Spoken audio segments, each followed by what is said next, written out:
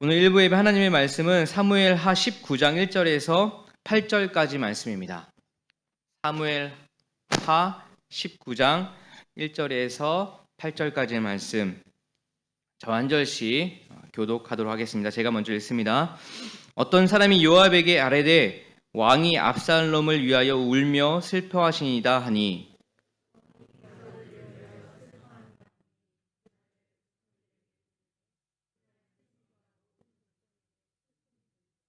그날의 백성들이 싸움에 쫓겨 부끄러워 도망함 같이 가만히 성읍으로 들어가니라.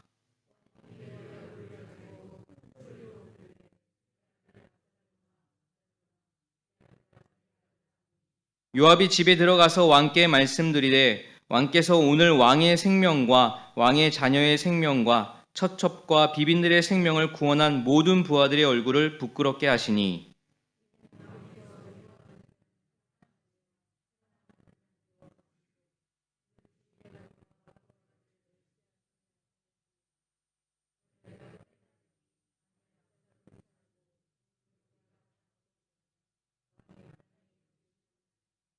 이제 곧 일어나 나가 왕의 부하들의 마음을 위로하여 말씀하옵소서. 내가 여호와를 두고 맹세하옵나니 왕이 만일 나가지 아니하시면 오늘 밤에 한 사람도 왕과 함께 머물지 아니할지라.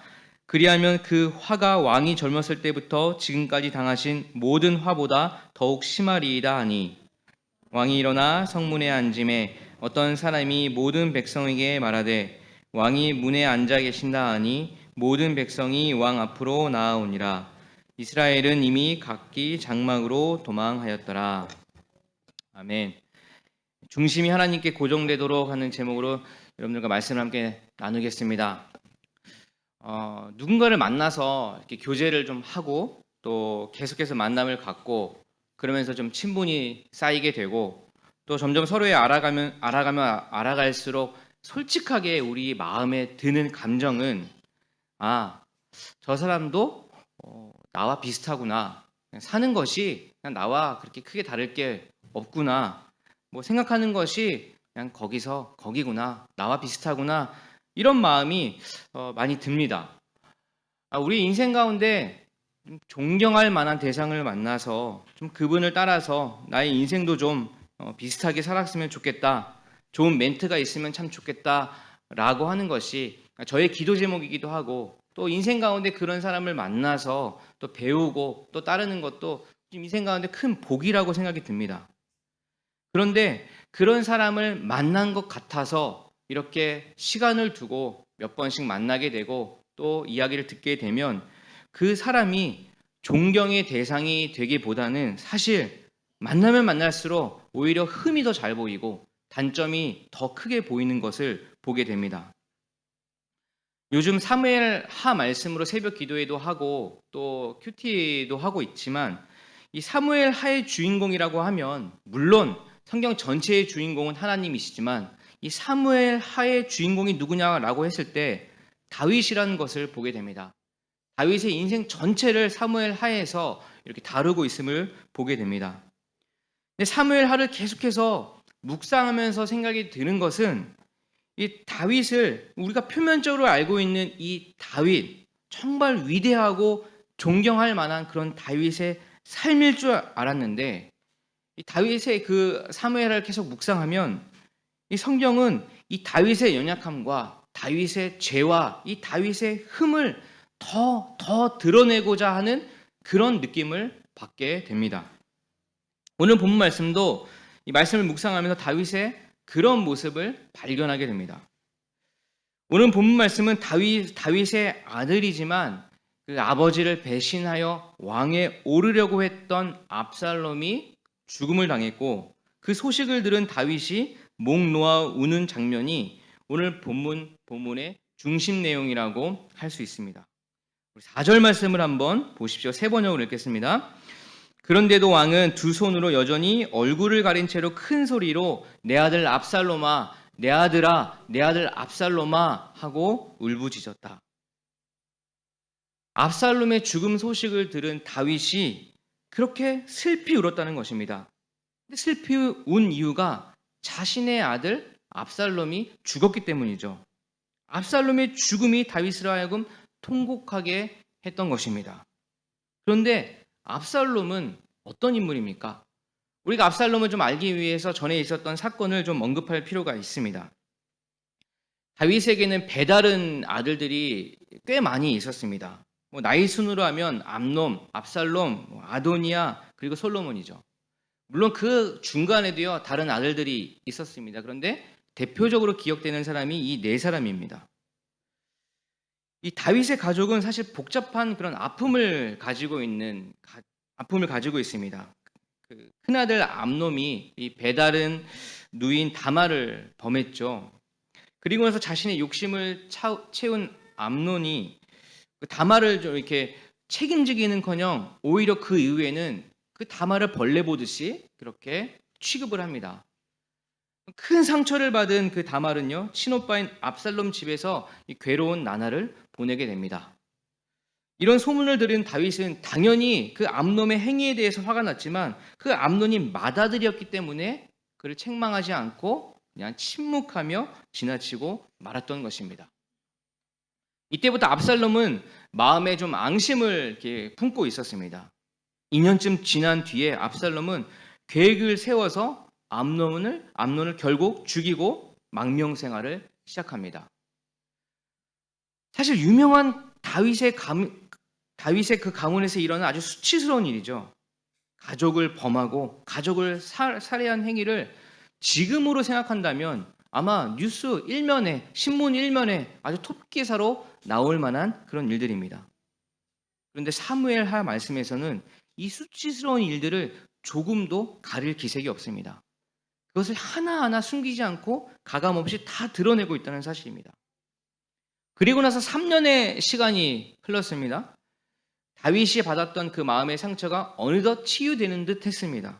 압살롬을 향한 그런 분노도 좀 이렇게 풀린 듯 합니다. 이런 상황을 눈치 빠른 요압 장군이 이 압살롬이 귀국을 할 수 있도록 다윗에게 허락을 받습니다.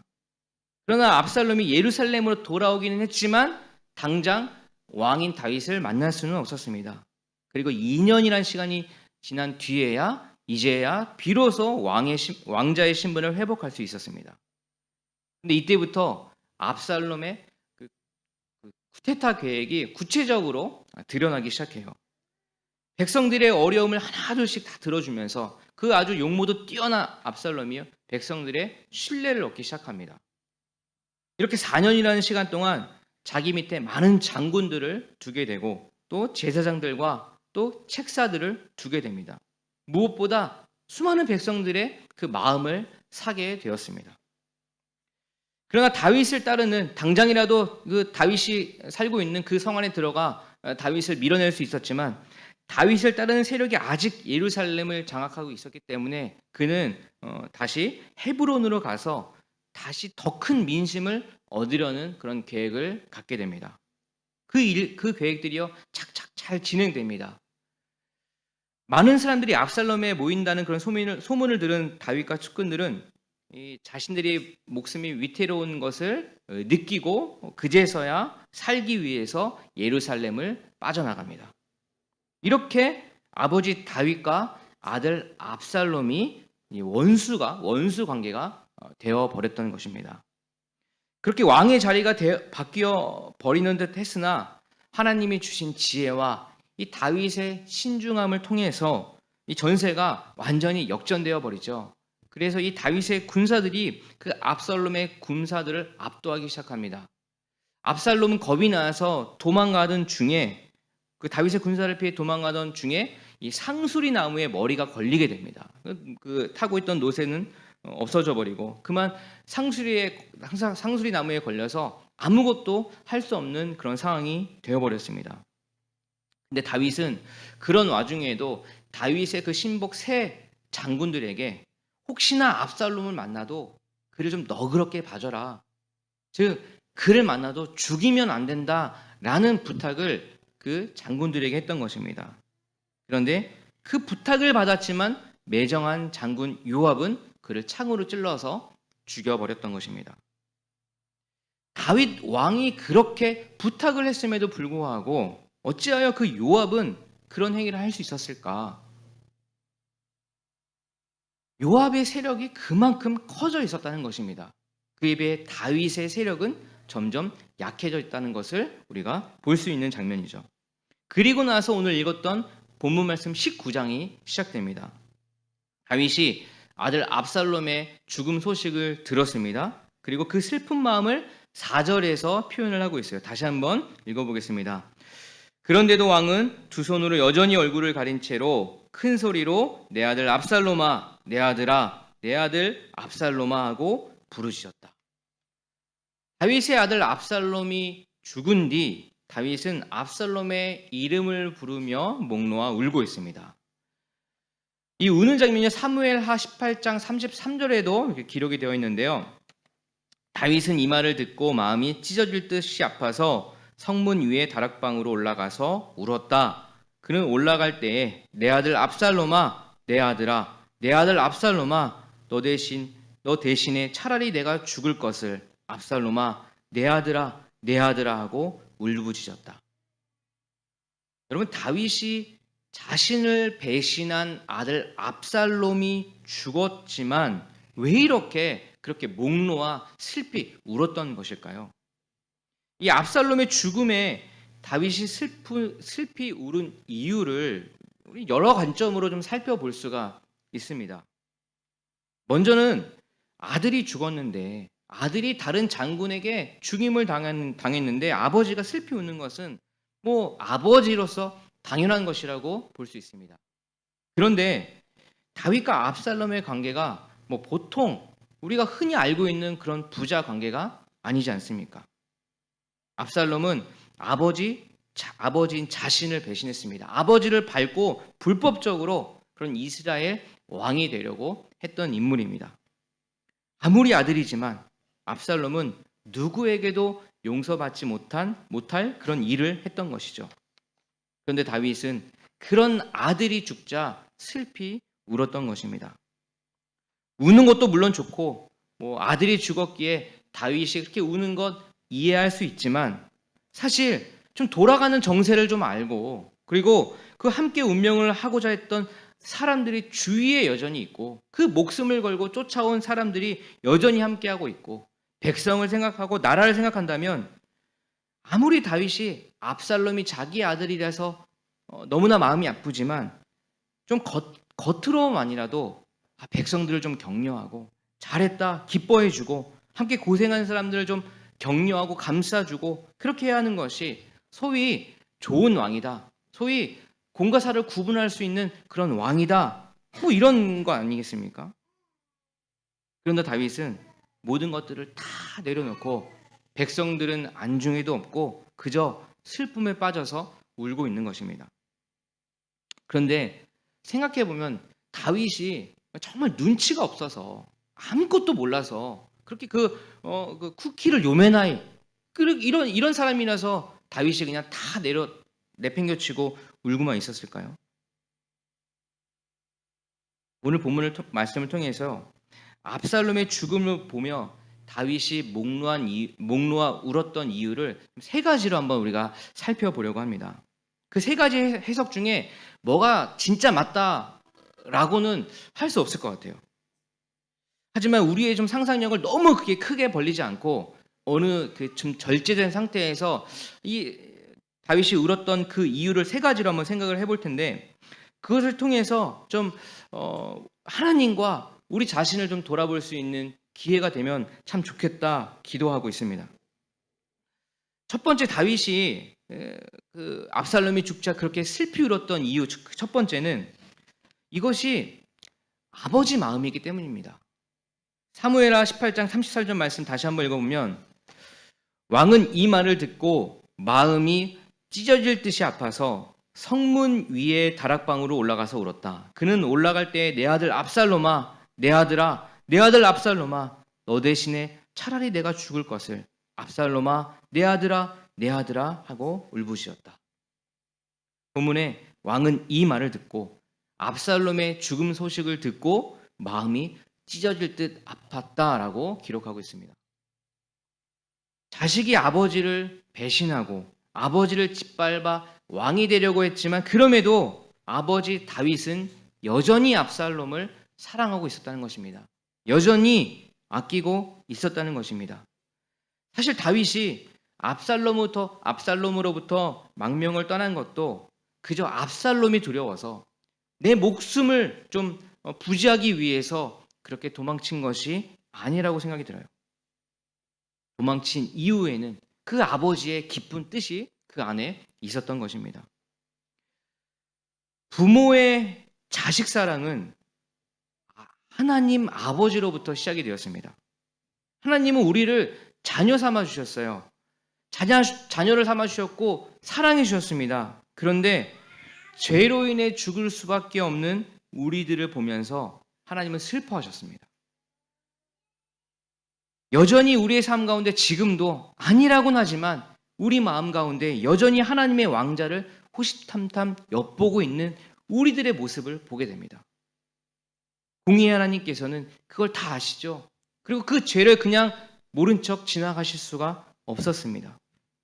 죄와 함께 할 수 없는 하나님께서는 우리와 함께 하시기 위해 우리를 대신해서 그 죄를 감당할 수 있는 유일한 길, 십자가의 길, 죽음의 길을 선택하셨던 것이죠. 이것이 아버지의 마음입니다. 기본적으로 우리가 아버지의 마음을 갖고 있는 건 자식이 어떤 일을 하더라도 그 자식을 이해하고 사랑하고 안을 수 있는 것은 하나님이 우리를 사랑해 주셨던 그 마음이 우리 안에 기본적으로 있기 때문입니다. 어떤 영화에서 자식이 살인을 했습니다. 근데 그걸 엄마가 알았어요. 근데 엄마가 그 자식을 살리기 위해서 엄마가 마치 자신이 살인한 것처럼 피를 자기 몸에 묻히고 마치 자기가 살인했다고 이렇게 고백했던 것처럼 하나님의 사랑이 우리 그와 같은 그런 사랑이 아니겠습니까? 두 번째, 다윗이 압살롬의 죽음을 목 놓아 슬퍼했던 두 번째 의미는 다윗은 이 압살롬의 죽음이 자기의 허물로부터 자기가 진 죄로부터 시작했다는 것이 다시 생각났기 때문입니다. 자신의 죄로 인해 이런 결과가 나왔다는 것을 인정하고 또다시 회개하고 있는 것입니다. 다윗이 왜 하나님의 마음에 합당한 자인지 우리는 사무엘 하를 보면서 우리가 알 수 있습니다. 사무엘 하에서는 다윗의 지혜와 그 능력의 탁월함을 드러내는 동시에 다윗의 약함과 다윗의 허물과 다윗의 죄 또한 가감없이 여실히 다 드러내고 있음을 보게 됩니다. 어쩌면 감추고 싶었을 만한 다윗의 그 아픈 가정사도 여실히 다 드러내고 있습니다. 그런데 놀라운 것은 다윗은 허물과 죄가 드러날 때마다 다른 사람 때문에 저 사람 때문이 아니라 내 자신을 돌아보았다는 것입니다. 신앙생활과 사회생활의 차이가 바로 여기에 있습니다. 사회생활은요, 무언가 잘못할 수 있어요. 무언가 실수할 수 있죠. 그러면 잘못은 했지만 거기에 따른 책임을 져야 합니다. 그리고 책임을 지기 위해 누군가는 그 대가를 지불해야만 합니다. 자유와 책임은 이 자본주의 국가의 기본이라고 할 수 있습니다. 그런데 신앙생활은 사회생활과 비슷하기도 하지만 좀 다른 점이 있습니다. 신앙생활은 누군가에게 무언가 잘못이 있으면 먼저는 그 죄를 통해서 그 어려움을 통해서 그 부딪힌 벽을 통해서 내 자신을 보게 된다는 것입니다. 누군가의 죄를 탓하기 전에 나 또한 똑같은 죄인이구나. 이것을 먼저 보게 된다는 것이죠. 요한복음 8장에 이 가늠한 여자를 심판하려는 장면이 나옵니다. 율법학자들이 이 바리새파 사람들이 가늠한 그 여자를 잡아와서 그 가운데에 세워놓고 예수께 물었습니다. 요한복음 8장 5절에서 9절 말씀을 읽어볼 텐데 한번 잘 들어보십시오. 모세는 율법에 이런 여자들을 돌로 쳐 죽이라고 우리에게 명령하였습니다. 그런데 선생님은 뭐라고 하시겠습니까? 그들이 이렇게 말한 것은 예수를 시험하여 고발할 구실을 찾으려는 속셈이었다. 그러나 예수께서는 몸을 굽혀서 손가락으로 땅에 무언가를 쓰셨다. 그들이 다그쳐 물으니 예수께서 몸을 일으켜 그들에게 말씀하셨다. 너희 가운데서 죄가 없는 사람이 먼저 이 여자에게 돌을 던져라. 그리고는 다시 몸을 굽혀서 땅에 무엇인가를 쓰셨다. 이 말씀을 들은 사람들은 나이가 많은 이로부터 시작하여 하나하나 떠나가고 마침내 예수만 남았다. 그 여자는 그대로 서 있었다. 이것이 기독교 신앙생활의 핵심을 보여줍니다. 주님은 결코 가늠한 여자에게 너가 죄 없다, 사람들이 이상해서 너를 모함하는 것이다 라고 결코 말씀하지 않으셨습니다. 예수님께서는 죄를 지은 여인에게 분명히 말씀합니다. 이제 앞으로 죄 짓지 말아라. 하지만 사람들이 그 여자를 돌로 쳐 죽이기 전에 예수님은 먼저 자신을 돌아볼 수 있도록 하셨습니다. 자신을 돌아본 사람들이 부끄러워서 하나둘씩 그 자리를 떠났습니다. 이것이 사회생활과 신앙생활의 차이점이라고 할 수 있습니다. 누군가의 책임을 묻기 전에 주님은 자신을 먼저 보라고 하고 있습니다. 다윗은 압살롬의 죽음 소식을 듣자 슬피 울었습니다. 그리고 자신을 돌아봤어요.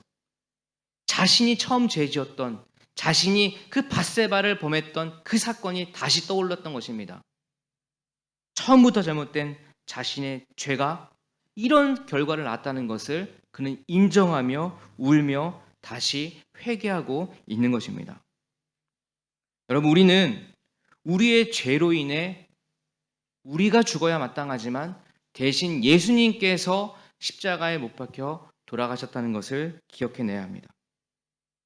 예수님께서는 아무런 죄를 짓지 않으셨어요. 그러나 예수님은 마치 자신이 죄를 진 듯 우리가 당해야 할 그 십자가 죽음을 예수님께서 그 대가를 대신 치러주신 것입니다. 이것이 기독교의 신앙생활의 핵심이라고 할 수 있습니다. 먼저 나를 돌아보아야 한다는 것입니다. 한편 다윗의 이런 행동, 압살롬이 죽어서 그렇게 자리에 일어나지 못하고 그렇게 울고 있는 모습을 보며 이런 쿠데타 세력을 몰아낸 군사들이 다윗도 아직까지 이렇게 슬퍼하고 있다라는 소식을 듣게 됩니다. 그러자 그들은 승리의 기쁨을 내려놓고 마치 패전병처럼 성 안으로 들어오는데 기쁨으로 들어오지 못하고 눈치를 보면서 그렇게 들어오게 됩니다. 2절을 보십시오. 2절에 그래서 모든 군인에게도 그날의 승리가 슬픔으로 바뀌었다. 왕이 자기의 아들 때문에 몹시 슬퍼한다는 소문이 그날 모든 군인에게 퍼졌기 때문이다. 승리의 기쁨이 다윗이 목 놓아 우는 그 슬픔 때문에 완전히 분위기가 바뀌어 버립니다. 싸움을 마친 군인들은 마치 내가 싸움에 진 듯 눈치를 보며 슬픈 기색을 하며 슬며시 성 안으로 들어오게 된 거죠. 이것을 보다 못한 요압이 나섰습니다. 5절하고 6절 말씀입니다. 마침내 요압이 집으로 왕을 찾아가서 항의하였다. 임금님, 모든 부하가 오늘 임금님의 목숨을 건지고 임금님의 아들들과 딸들의 목숨도 건지고 모든 왕비의 목숨과 후궁들의 목숨까지 건져드렸습니다. 그런데 임금님께서는 오히려 오늘 부하들을 부끄럽게 만드셨습니다. 임금님께서는 어찌하여 임금님을 반역한 무리들을 사랑하시고 임금님께 충성을 바친 부하들을 미워하시는 겁니까? 우리 지휘관들과 부하들은 임금님께는 있으나마나한 사람들입니까? 임금님께서는 오늘 임금님의 본심을 드러내셨습니다. 차라리 오늘 압살롬이 살고 우리가 모두 죽었더라면 임금님께서는 더 기뻐하셨을 것입니다. 그렇지 아니하시다면. 압살롬의 싸움에 승리를 한 군사들을 격려하고 사사로운 감정에 빠지시면 안 된다는 요압의 충언이라고 할 수 있습니다. 모든 국정의 실무를 담당하고 있는 요압의 눈에 비춰진 다윗의 그 모습에 가장 측근으로서 또 요압만이 할 수 있는 충언이라고 할 수 있어요. 그런데 사실 충언이라고만 보기에는 왕에게는 좀 너무 지나친 표현이 아닐까라는 생각도 하게 됩니다. 7절도 한번 보십시오. 7절에 이제라도 일어나 밖으로 나가셔서 임금님의 부하들을 위로와 말로 격려해 주십시오. 제가 주님의 이름을 걸고 맹세하지만 지금 임금님께서는 밖으로 나가지 않으시면 오늘 밤에 한 사람도 임금님 곁에 남아있지 않을 것입니다. 그러면 임금님께서 젊은 시절부터 이제까지 당한 그 모든 환난보다도 더 무서운 환난을 당하실 것입니다. 이 말이 무슨 말입니까? 지금 당장 그 군사들을 격려하지 않고 계속 거기에 앉아서 울기만 한다면 아무도 임금님 곁에 남아있지 않을 거다. 이 말은 내가 요압이 이 사람들을 데리고 다 나가버릴 것이다. 지금까지 당했던 환란보다 더 큰 환란을 당할 것이다 라고 이렇게 협박을 하고 있는 장면입니다. 어떻게 요압이 이 천하의 다윗, 지금까지 살아온 그 삶을 살아온 그 왕인 다윗에게 이런 말을 거침없이 할 수 있었을까? 상상해 볼 때요. 다윗은 이미 자신의 왕권을 행사할 만한 힘이 사라졌음을 보게 됩니다. 압살롬으로부터 도망 나오면서 이미 그러한 힘이 한풀 꺾였음을 보게 된다는 것이죠. 이때부터 이스라엘의 실권이 사실 요압에게 넘어간 것처럼 보일 수 있습니다. 8절 말씀도 한번 보십시오.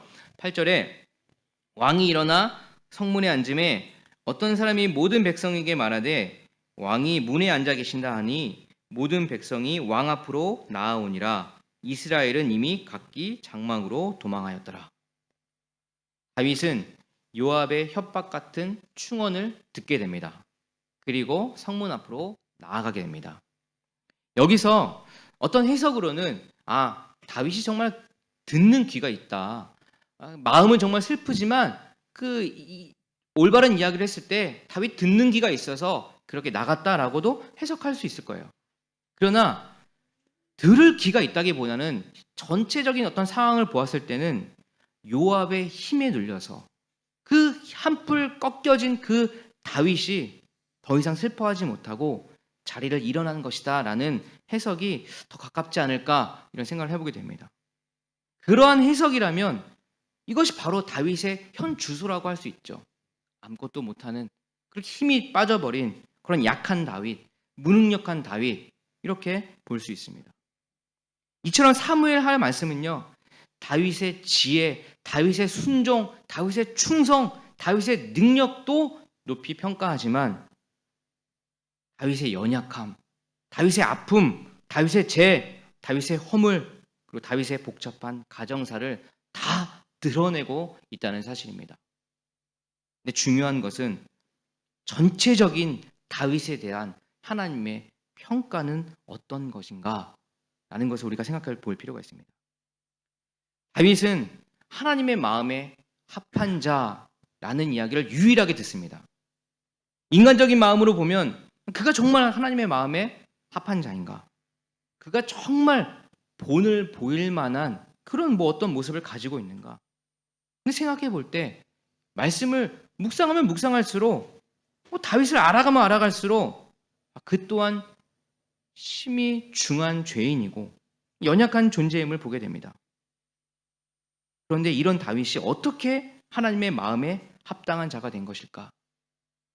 그것은 하나님은 사람을 보는 기준이 사람과 같지 않다는 것을 보여줍니다.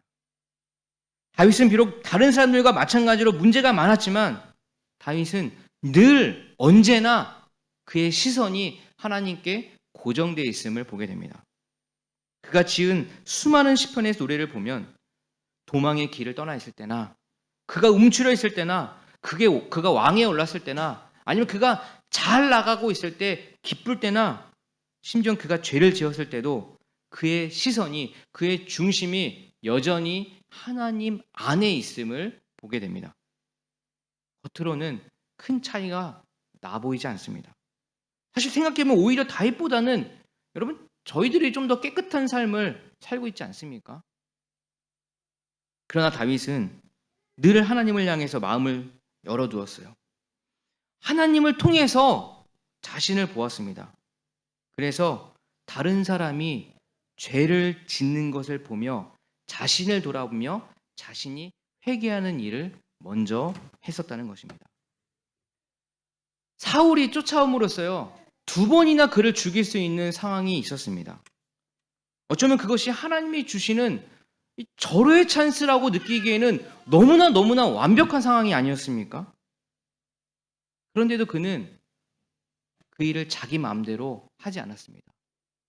그의 그 망명 생활에 마침표를 찍을 수 있는 그 순간을 그는 저지르지 않았어요. 끝까지 마지막까지 그 고통을 감내하며 가야 될 길을 걸었다는 것입니다. 그의 시선이 늘 하나님께 집중되어 있었어요. 그가 좋을 때나 슬플 때나 때로는 잠시 다른 곳을 봐서 넘어질 때도 있었지만 그는 여전히 하나님을 바라보고 있었다는 것입니다. 여러분, 울더라도요 하나님을 바라보면서 울어야 합니다. 때로는요 화가 날 때도 있어요. 막 마음의 분노가 막 올라올 때도 있습니다. 그래도 하나님을 보면서 화를 내야 됩니다. 그 분노도 하나님에 대한 시선을 고정해야 된다는 것입니다. 마치 아이가 울 때요, 아이가 울면 뒤로 막 나자빠지죠. 막 울면서 아이를 쳐다보고 있으면 아이는 한 번씩 엄마가 어딨나를 쳐다봅니다. 엄마가 와서 이 짜증내는 거를 좀 말려줬으면 좋겠다, 엄마가 좀 해결해 줬으면 좋겠다, 그런 눈으로 아이는 엄마를 바라봅니다. 엄마에 대한 믿음이 굳건하기 때문입니다. 이 일을 엄마만이 해결해 줄 수 있다는 그 믿음이 있기 때문입니다. 여러분, 우리의 시선이요 늘 하나님께 집중되어 있기를 기도합니다. 문제가 있으면 그 문제를 통해서 먼저 내 자신을 바라보기를 원합니다. 여긴 사회생활이 아니에요. 사회와 비교할 필요가 하나도 없습니다. 우리는 신앙생활을 하고 있는 거예요. 어떤 문제가 있다 하더라도, 어떤 아픔이 있다 하더라도 먼저는 나를 바라보는 것입니다. 내가 과연 돌로 칠 수 있을 것인가? 예수님은 우리에게 묻습니다. 문제를 통해서 예수 그리스도의 사랑이 보여지기를 소원합니다. 아무 죄도 없는 예수 그리스도가 우리를 위해서 대신 십자가에 못 박혀 돌아가셨어요. 엄청난 일입니다. 아무도 할 수 없는 그 일을 하나님이 우리를 너무너무 사랑하셔서 했던 것입니다. 말씀을 통해서 이 세 가지의 오늘 다윗이 울었던 세 가지의 그 이유를 한번 보면서 다시 한번 우리 자신을 돌아보고 우리 교회를 돌아보기를 소원합니다. 우리 이 시간에 함께 기도합시다. 이렇게 기도합시다. 하나님, 내 중심이 하나님을 향할 수 있도록 도와주옵소서. 내 시선이 어떤 환경이 있다 하더라도, 어떤 문제가 있다 하더라도 내 시선이 주님을 향할 수 있도록 인도하여 주시옵소서. 울더라도, 슬퍼하더라도, 화가 나더라도, 분노가 나더라도 하나님을 바라볼 수 있도록 인도하여 주옵소서. 그것을 하지 않으면 우리의 분노가, 우리의 화가 사단에게 쓰임받습니다. 하나님, 우리의 마음이 온전히 주님을 바라볼 수 있도록 인도하여 주시옵소서라고 다 함께 기도하겠습니다. 하나님 아버지, 그렇습니다. 다윗이 슬피 울었던 이유를 봅니다. 다윗의 시선은 늘 하나님께 고정이 되어 있었습니다. 다윗의 마음은 하나님을 떠나지 않았습니다. 그가 죄를 짓는 그 순간에도 비록 그때 그 시선이 주님 앞에 멀어졌지만 그는 다시 주님 앞에 나와 무릎을 꿇고 회개합니다. 울더라도 주님을 바라보며 울게 도와주옵소서. 슬퍼하더라도 주님을 바라보며 슬퍼하게 해주시고, 아파하더라도 또 분노가 나고 화가 나더라도 주님을 바라보며 나아갈 수 있도록 인도하여 주옵소서. 하나님, 소망은 오직 하나님께 있습니다. 우리의 연약함, 우리의 부족함, 다윗도 똑같았습니다. 다윗도 부족하고 다윗의 가정사는 정말 말하기도 어려운 그런 복잡한 아픔을 가진 가정사였습니다. 하지만 하나님께서는 다윗이 내 마음에 합당한 자라고 말씀하십니다. 인간적인 마음으로 보면 어떻게 다윗이 그 마음에 합당한 자인가? 어떻게 하나님의 마음을 그렇게 알 수 있을까? 보게 되지만 하나님이 바라보는 우리의 기준이 다름을 보게 됩니다. 하나님 마음에 합당한 자, 하나님 마음을 시원케 해드리는 자, 하나님의 마음을 기뻐하게 하는 우리들 자신과 우리 교회가 될 수 있도록 하나님 인도하여 주시옵소서. 감사드리며 예수님의 이름으로 기도합니다. 아멘. 시간